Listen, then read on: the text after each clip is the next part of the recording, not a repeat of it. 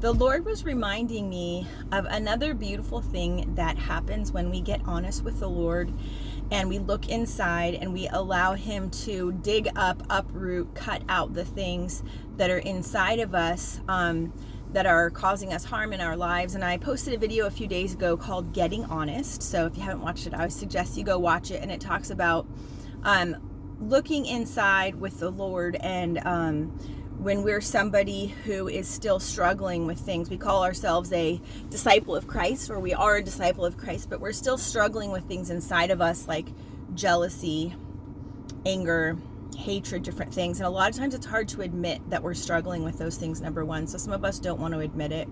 Number two, some of us don't actually recognize that that's what we have inside of us.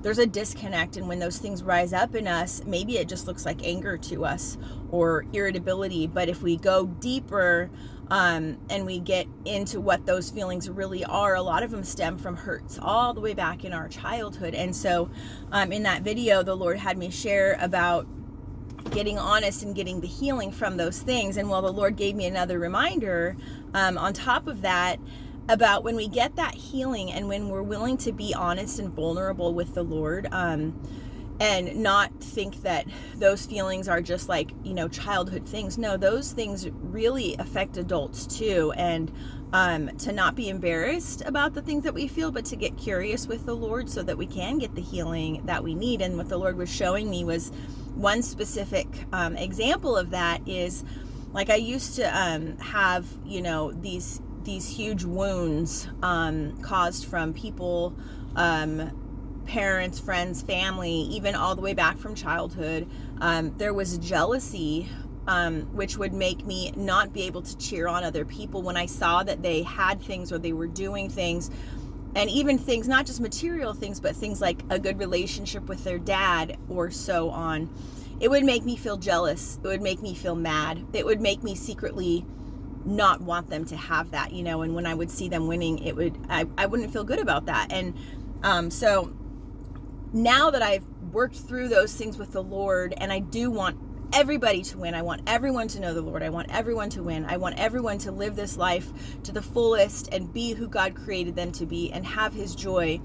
And it's so interesting because that comes from a place of healing, but the Lord was showing me, as you walk through this world, you'll continue getting healing when you have that outlook. So whereas before, so one example, I remember being somewhere downtown where I used to live, and I saw this young girl with her dad, and they were having a date. I was sitting there, I could kind of hear some of their conversation, and instead of looking at them and being so angry or so jealous or so irritable or so broken because I never had that, and secretly, wishing that they would fail and sending me into this spiral because I didn't have what she had, because the Lord had changed my heart and I had done the work and allowed Him to change my heart in that place, I could truly look at that daughter and dad and say, wow, that is so awesome, and really be happy privately in my heart for them. But you know what? I even took a step further and I encouraged them. I gave them some verbal encouragement and said, good job, Dad, keep doing this. You guys have such a good time together, whatever, and gave them some verbal encouragement so that they knew,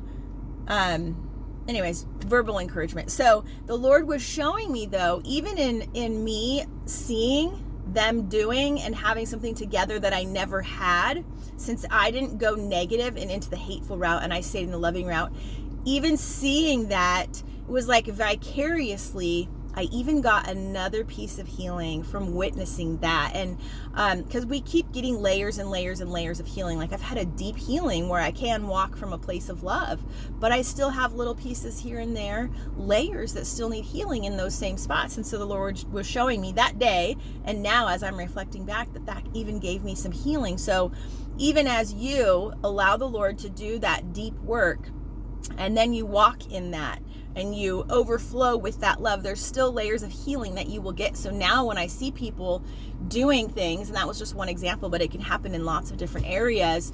Even in parenting, I see a parent doing something that I'm like, wow, I really failed in that area of my parenting. That person is doing a great job. I can look at it, and instead of going within myself and beating myself up, going negative, getting depressed, all these different things, spiraling down, I can look at that and I can say, wow, good for them. And I can even say a prayer over them or offer verbal encouragement for them to keep going so that they do get what I didn't get, because I truly want them, that for them now, because I have the healing. And seeing that and hearing those things, those are nourishment even now to my soul.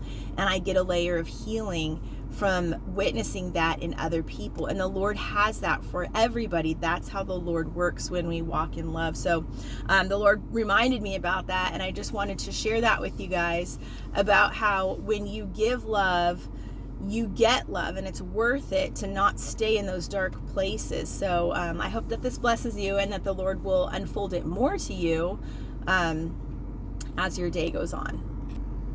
Oh yes, I was going to say that even in that process, like I said, how I have that deep healing and I don't have to go into all those negative feelings.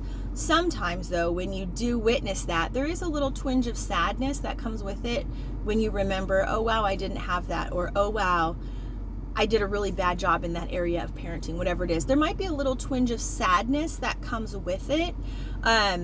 But that doesn't mean that you're going into the negative things. Sadness isn't always bad, right? So it's like you can feel that twinge of sadness, but then, and a little bit of that grief that might kind of resurface, but then that rolls over into the healed and the healing part. So some sadness and grief is still a part of that healing process. So don't think if you feel a little sadness and grief bubble up, even as you are cheering on those people, don't think that you're going in the wrong way. You just don't stay in that place, and you don't spiral down to negativity and darkness and hatred, etc. Okay, be blessed in Jesus' name.